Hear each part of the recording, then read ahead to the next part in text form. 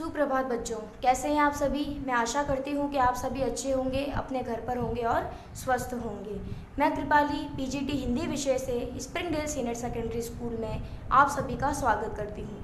आज हम पढ़ेंगे कक्षा 7 की पाठ संख्या 7, जिसका नाम है सफलता की त्रिवेणी। अब इस पाठ के माध्यम से बताया गया है कि जीवन में प्रत्येक व्यक्ति सफलता पाना चाहता है। सफलता कौन नहीं पाना चाहता। आप भी अपने जीवन में सफलता पाना चाहते हैं, इसीलिए आप भी अपने जीवन में कड़ी मेहनत करते हैं और उस सफलता तक पहुंचना चाहते हैं। कड़ी मेहनत किस प्रकार, जैसे आप अभी कक्षा में पढ़ रहे हैं, पूरे साल आप अच्छी मेहनत करते हैं, अच्छी तैयारी करते हैं और अंत में आपका जब परिणाम आता है तो आप भी यही सोचते हैं कि हमने जो मेहनत की है उसका जो परिणाम है वो अच्छा हो। तो आप भी अपना परिणाम अच्छा चाहते हैं। तो जीवन में सफलता कौन नहीं पाना चाहता। और सफलता लेकिन ये होता है कि जीवन में मेहनत तो करते हैं, लेकिन कहीं ना कहीं उस मेहनत में थोड़ी बहुत भी कमी रह जाती है। तो इसीलिए हर व्यक्ति को सफलता नहीं मिल पाती है।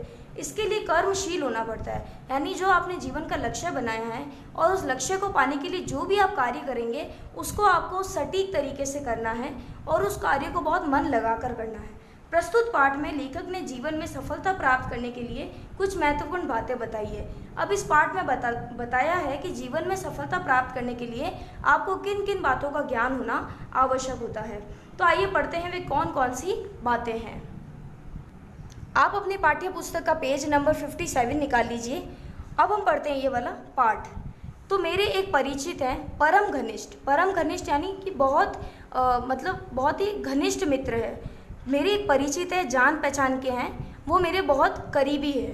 बहुत दिनों से उन्हें देखता परखता आया हूँ। उनकी योग्यता, उनकी कार्यपटुता और उनके चरित्र का कायल हूँ। कार्यपटुता का अर्थ है यहाँ पर काम करने की चतुराई। तो वो लेखक कह रहा है, ये जिसने ये लिखा है वो लेखक कह रहा है कि मेरे एक परिचित है, वो मेरे परम घनिष्ठ है, मेरे बहुत करीबी है और मैं बहुत दिनों से उन्हें देखता परखता आया हूँ। उनकी योग्यता, उनकी कार्यपटुता, जो कार्य करने की उनकी चतुराई है और उनके चरित्र का मैं कायल हूँ, यानी उनको मैं बहुत मानता हूँ। उनके महत्वपूर्ण एवं विशिष्ट सेवाओं के बाद 65 साल की उम्र में वे सेवा मुक्त हुए हैं। अब महत्वपूर्ण विशिष्ट सेवाओं के बाद में वे 65 साल की उम्र में रिटायर्ड हुए, सेवा मुक्त यानी रिटायर्ड हुए, किंतु आज भी वे उतने ही सक्रिय का अर्थ है कि उतने ही तेजी से काम करने वाले, उतने ही सजग यानी जागरूक और उतने ही उत्साही हैं जैसे भविष्य की ओर उन्मुख 30-40 साल का युवक। लेखक कह रहा है कि 65 साल की उम्र में रिटायर्ड हो चुके हैं, लेकिन अभी भी वो इतने सजग है, इतने जागरूक है हर कार्य को लेकर और इतने सरल और सटीक तरीके से कार्य करते हैं कि जैसे भविष्य की ओर उन्मुख उनके सामने 30-40 साल का एक युवक ही है वो।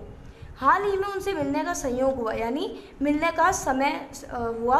बातचीत के दौरान मैं उनसे पूछ बैठा, धृष्टता क्षमा करेंगे, आपकी इन महती उपलब्धियों का रहस्य क्या है। धृष्टता का अर्थ है यहाँ पर, धृष्टता का अर्थ है ढिठाई, यानी धृष्टता से उन्होंने पूछ लिया कि क्षमा करेंगे, आपकी इस महती उपलब्धियों का रहस्य क्या है। महती यानी कि इन महान उपलब्धियों का रहस्य क्या है, जीवन में आपने क्या सीखा, लेखक उन व्यक्ति से पूछना चाह रहा है। प्रश्न सुनकर वे गंभीर से हो गए, लगा जैसे चिंतन सागर में डुबकियां लगा रहा हो। अब जैसे वो चिंता करने लगे उस सागर में। फिर अपने को बटोरते हुए उन्होंने कहा, जिंदगी में कामयाब होना बहुत मुश्किल बात नहीं। यदि इंसान में प्रतिभा और परिश्रम है तो सफलता उसे मिलेगी। यानी सब व्यक्ति सोचते हैं कि वो इतनी जीवन में सफल कैसे हो गया, वो अपने जीवन में इतना धनी कैसे है, उसने ऐसा क्या किया होगा अपने जीवन में।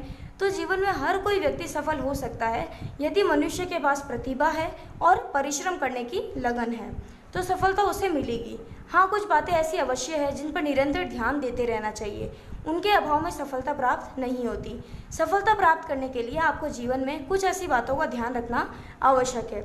मेरी जानने की इच्छा बढ़ी, वे कौन सी बातें हैं, मैंने विनम्रता से पूछा, यानी बहुत अच्छे स्वभाव से, नम्र स्वभाव से उनसे पूछा। और फिर अनुभव सागर में से चुने हुए मोतियों से भरी उनकी पिटारी जो खुली तो मोती पर मोती बिखरते रहे, इतने की संभालना मुश्किल हो गया।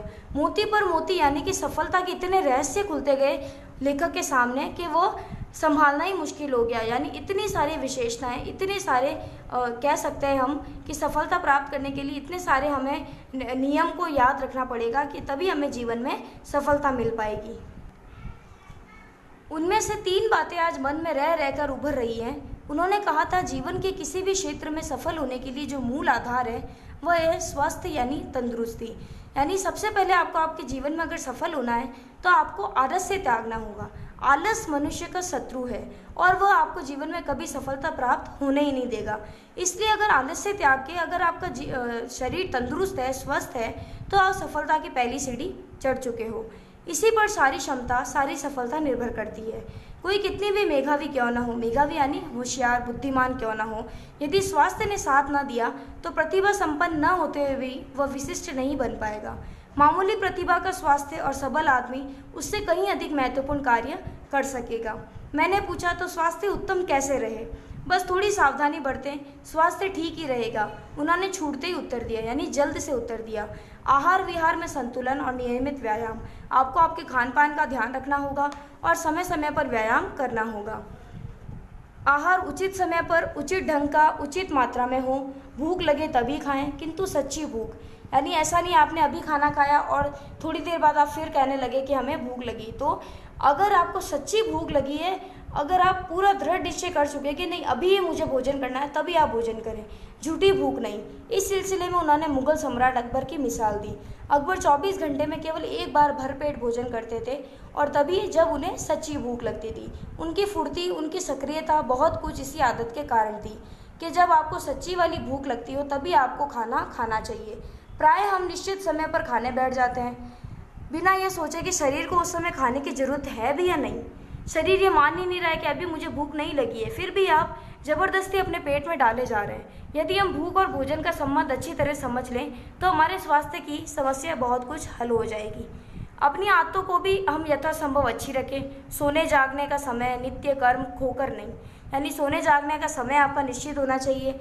आदि में नियमितता बरतें, सांसारिक सुखों का उपभोग करें किंतु संतुलन खोकर नहीं। आहार विहार बिगाड़ देने से रोग होते हैं और उनको ठीक रखने से रोग स्वयं दूर हो जाते हैं। अच्छे स्वास्थ्य के लिए आहार विहार में संतुलन भी होना ही चाहिए। साथ ही हमें अपनी रुचि और सामर्थ्य के अनुसार नियमित रूप से व्यायाम करना चाहिए।